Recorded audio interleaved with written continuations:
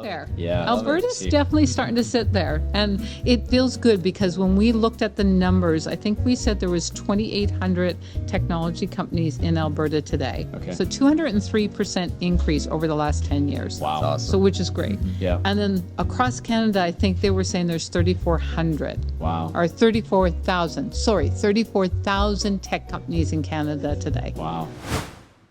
Hello, everyone, and welcome to a special episode of Launchcast. I'm Chrissy Ta, talent acquisition and people person here at Launchcode. Today, we're going to be talking about the tech industry in Alberta. So Launchcode has been a part of Alberta's tech ecosystem since 2005, where our contributions have supported the tech sector's growth as it continues to expand in the province. From 736 tech companies in 2009 alone to now over 3,000 in 2021, our community and peer network continues to grow each and every day. Even Launchcast has grown over the course of the year, and we have had some amazing guests, with a lot of them working on to expand the tech ecosystem within the province themselves. So this special episode is going to be a short tour of all things Alberta tech through our guests so far.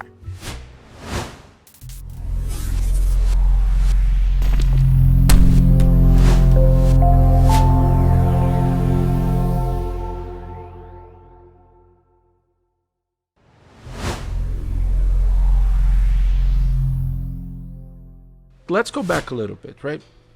What is First Robotics and what is Alberta Tech Alliance? And if you can divide between the two of you to talk a little bit about that. Well, maybe I'll start off just to lay out the history. Okay. So in 2012, we had a young gentleman by the name of Alex Rodriguez who wanted to compete in First Robotics competition. So FRC is the acronym for it. Okay. It's a level of competition for grade 9 to 12, so 14 to 18-year-old students. Sorry, 13 to 18-year-old. And it was his rookie year. He started the team. They did really well. They actually ended up in the championship playoffs. Wow. As part of an all-Canadian alliance. Mm-hmm. And the team at the time was Team 4334. It was the genesis for everything that Forges now and Alberta Tech Alliance Association.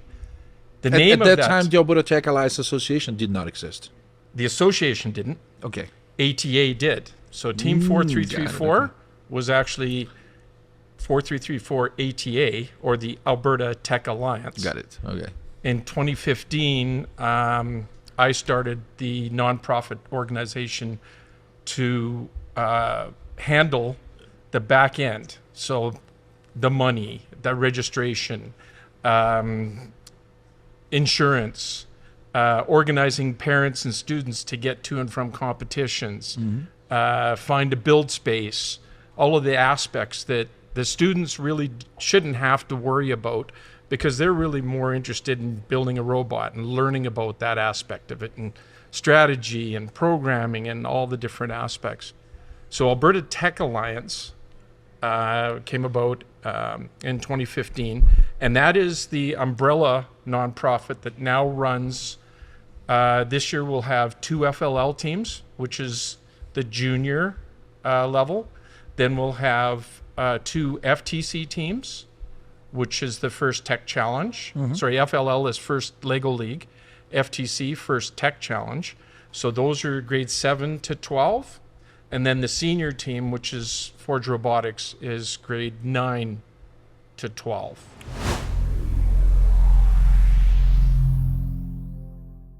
Let's talk about what the vision was at that time and how it's evolved. Let's go a little deeper there.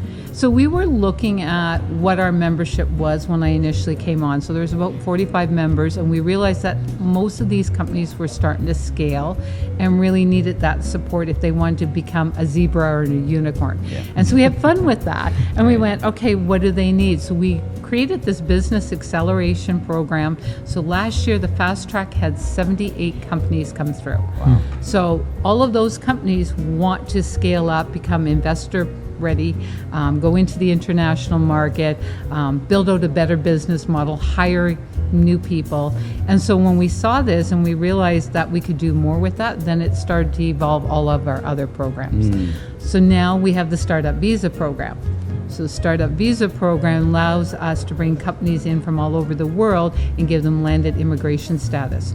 So we're bringing them in, but we're bringing them in because we want to work with incubators in other parts of the world, so their companies are vetted. They've already gone through some type of program elsewhere. They've already got investors. They already got grants and funding.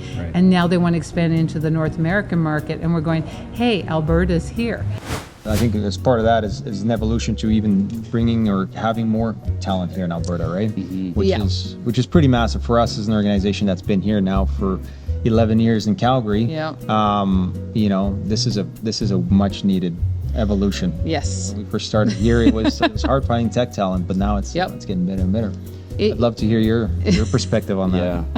I will say it's been interesting. We work with a lot of organizations like Lighthouse Lab and Edge Up program, making sure and Manpower to make sure that we've got the reskilling happening.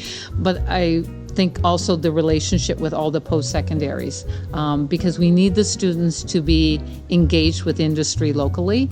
They need to understand what it's like to work with an entrepreneur. They come work in your office, what's that look like versus, you know, working with an Ellis Dawn or, you know, any of the larger organizations. There's a different feel and knowing what the opportunity is here, because I don't know that our students realize how much is actually happening here. I'll also touch on the piece that was been very exciting is a couple of years ago when we were trying to get talent to come here, we were having a struggle because they were going, there's only one job to come to. That job falls apart. We have no place else to go. There's not enough tech here. We have developed enough tech here. We've had enough, whether it's growing in, you know, by itself or because companies are actually relocating here. But there's enough here now that talent can go, there's job one, oh, there's a job over there. So we can stay and we can move from job to job, and there are more jobs here. I'm curious, as an IoT in general, is there a hub in Canada, like where majority of the innovation's coming from? Or? That's a good question. I mean, obviously Montreal has their AI. Ontario has areas of specialty too. I think Alberta's now starting to sit there. Alberta's definitely starting to sit there. And it feels good because when we looked at the numbers, I think we said there was 2,800 technology companies in Alberta today. So 203% increase over the last 10 years. Wow. Awesome. So which is great. And then across Canada, I think they were saying there's 3,400. Wow. Or 34,000. Sorry, 34,000 tech companies in Canada today. Wow. That's amazing. But let's take that and go, how many companies out there are saying, oh, I'm an oil and gas company, but they have technology in it and they're still labeling themselves as oil and gas. That's right. That's so it's awfully hard to turn around and. And it's interesting, like maybe speak a little bit of the challenge we've seen, Alberto, from the tech side when it comes to resourcing. You know, and really having to be creative to do that. So hearing the connection with what Alberta IoT and the Brenda and the team are doing to what we're experiencing in the real life, it's a nice kind of like parallel there. So maybe speak to that a little bit. For sure. So I'll start with a little story, I guess. Okay. Story time. So we opened up an office here in 2011, right? And that's our first, you know, it's now our head office here in Calgary. And when we first opened up, we were looking for talent, like we are now, tech talent, and it was hard to find people. Yeah. Right? Back then, it was really hard to find people because, you know, a lot of the graduates from the universities, and I went to U of A in Edmonton. You know, when I graduated, I worked there for a couple of years, but then I went to the US. A lot of the graduates on the tech side would even go out east or down south. So the first couple of years that we were here, we actually did some trade shows and career fairs. So we did career fairs at the University of Calgary, and we would go there and there was a booth. That was our booth as a tech company. And maybe 3 or 4 other ones. And the rest were all, you know, a lot of them were in the resources industry, right? Oil and gas. And then as the years went by, we started noticing, okay, well, there's a few more tech companies, to the point where the last one I was at about 3 years ago, there was way more tech companies than any other industry. So, which was pretty cool. Like, the companies are popping up. And as you mentioned, you know, I think it's becoming a viable place to come, because if you do get a tech job and that doesn't work out, there's other companies you can go to. Yeah. So now what we'd love to see is some of these graduates, stay in Alberta. Yeah. Not only that, but maybe have some more schools that pump out more graduates, right? And obviously have people immigrate here from other provinces. So for us as a company, what does that look like? We've had challenges finding tech people. Even up until the last couple of years, it's been pretty hard. To the point where we're actually looking in other markets. Yeah. COVID has shown us that you don't have to have everybody in the office. So 100%. with the opening up of remote work, we've started looking in other locations across the world. But ideally for us, if Calgary can be a vibrant tech ecosystem, not just in organizations and associations, but in the actual talent pool itself, it would be phenomenal. I would say that it originated largely, there was things that Margot and I had been thinking about, but there was the Rainforest Alberta project, right? In its early stages, there were a lot of conversations about what was missing as the Calgary ecosystem tried to get wound up to start engaging in tech-based industry. And the talent piece kept coming up again and again. And so we actually had conversations with some existing institutions about maybe there's some different ways of preparing people, but it was pretty clear that that wasn't going to happen by itself. And so the option, and we were told directly in a couple of cases, if you want to see this happen, you kind of have to make this happen. Yeah. And so we decided, okay, let's make this happen. And we looked at, what is really missing here. And what we heard from people was things like, well, I can hire people to work as developers in my company, but I also need them to be able to decide when something is good or when something is bad and when it's contributing to the meaning of the project that we're working on. And so for us, that was kind of the historical roots for this project, was to say, okay, we can prepare people with competencies, but how do we do this in a way that also brings that really strong, meaningful kind of component to it, the design kind of viewpoint, basically. I'd love to go through some of the stories, if you can share with us, on how that's individually impacted one's life coming into the program and then afterwards.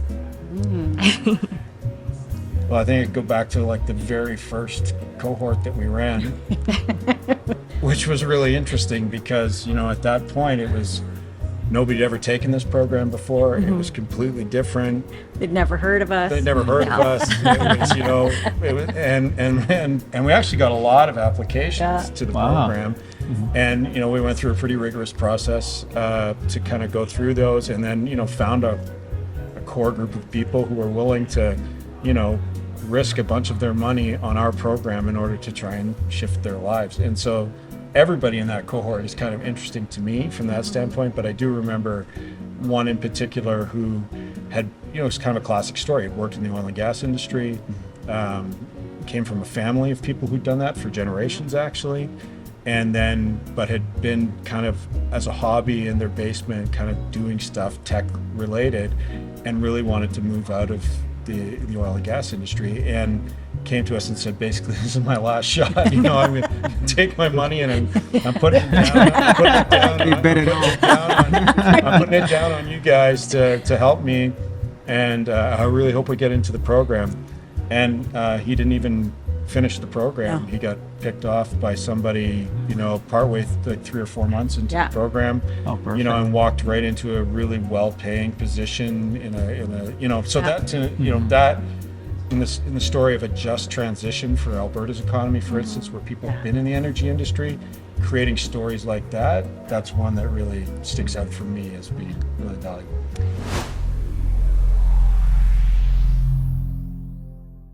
So we work with our counterparts across the country, like DigiBC, Interactive Ontario, Sask Interactive, and we come together through national associations. So we're part of the Entertainment Software Association of Canada.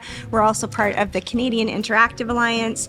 We share an understanding of, best practices in our ecosystem, but also advocacy and understanding what the opportunities are at a national level for Canada when it comes comes to interactive digital technology, and making sure that that message is reinforced, at all levels of government, because there's a huge economic opportunity at hand, and there's things that are happening that our government invests in, like the Canada Media Fund, and it's an opportunity for us to highlight our members at a national stage and some of the issues and opportunities that we see, around talent development when it comes to, immigration policies and things like that. So we align with them. It helps create a stronger message, just in terms of what's going on here in Canada and the role that Alberta companies are playing in that, in the growth of the sector. That's awesome. So, quick question: how long this whole movement has been happening? What were you talking here? Yeah, we've been supporting the digital community for 15 years. 15 years. So that, we've really evolved as an association as technology in the ecosystem has advanced. So, what was once maybe more from like digital marketing roots has really grown into this immersive technology and creative technology space that we're seeing applied across sectors. And it's been a pretty exciting journey to come to where we are today, at a point of inflection where we really see the applications are immense. And we're starting to see, small and medium-sized businesses thinking about how they're adopting immersive technologies. And so it's a perfect time for us, I think, to help shine a light on the resources that are available and, support our members in their growth journeys, in adopting the technology and also just scaling their businesses and studios. Yeah, thinking of like the economic impact, like the projected digital spend for Alberta through our major industries is, 20 billion by 2024, I believe. So if you think about like what's unique to Alberta is that we've got this really strong business to business ecosystem in that we represent primary industries like ag, transportation, energy, health. And so we have major capital expenditure that's happening in this province, and that's being deployed through how their industries are transforming, which means opportunities, for growing technology companies offering solutions to these industries. So it's a really exciting time, I think, for the province. And, we want to continue to talk about that, and we want to continue to provide resources and support for those companies, not only so that they're able to connect with the amazing startups and technologies and innovation that's coming out of Alberta, but also like supporting their journey in digital transformation. That is amazing. So remarkable. So I've read somewhere that in 2021, the gaming industry was larger than the music and film industry combined. Yeah. Is that true? Yeah, the gaming industry globally is a $200 billion opportunity. Oh, wow. Yeah, and like just thinking about the growth, like even through, the course of the pandemic, fueled the growth of the gaming sector, and that, there's 23% growth, I think, since 2019. From a national perspective, it's a $5.5 billion contribution to Canada's GDP and 32,000 jobs that are... I know we talked about the video game industry in Canada, and I know we talked about that in the world. I want to hear from you. How is that in Alberta? How does it look like in here? Well, it's a lot bigger than most people realize. So there's well over 100 studios. I think the last study done was 2018 or 2019 that showed 100 studios. And we know there's been significant growth since then. So we have AAA presence, we have AA presence, we have EA Games, Beamdog, Inflection Games are some of the bigger studios. Then we have a massive indie scene as well, a lot of smaller studios that are bootstrapped or getting Canada Media Fund to start smaller projects. So there's a very healthy ecosystem here. We have some of the lightning rods of the bigger studios, especially when EA purchased BioWare. We saw an exodus of some of the initial founders of BioWare going out and starting their own studios, which has been amazing and really helped to kind of pollinate the ecosystem. Exactly. We're also seeing a huge uptake in investment from the Canada Media Fund in Alberta companies, which is kind of unheard of for the last few years that we've had this experimental stream. So if you don't know, the Canada Media Fund supports Canadian-made entertainment, film, television products. Nice. So over the last couple of years, it kind of evolved, and it has this experimental stream that now funds video games. And so traditionally, it was a lot of Ontario and Quebec companies that were getting the bulk of the money, and maybe a sprinkling of Alberta companies. But this year we had the highest number ever of Alberta companies that received funding, from a $10,000 kind of experimentation concepting grant all the way up to larger sums of money to actually go into production for these games. These are exciting times in Alberta, and we're grateful for the support and this province, as well as the tech community here, provides. If you enjoyed this content, please give us a big thumbs up and share it with someone who you know may be interested in learning more about tech in Alberta. And remember to subscribe here on our channel and on our other social networks to follow us about more content revolving around innovation and technology. Thank you so much for being with us here today. Have a great day.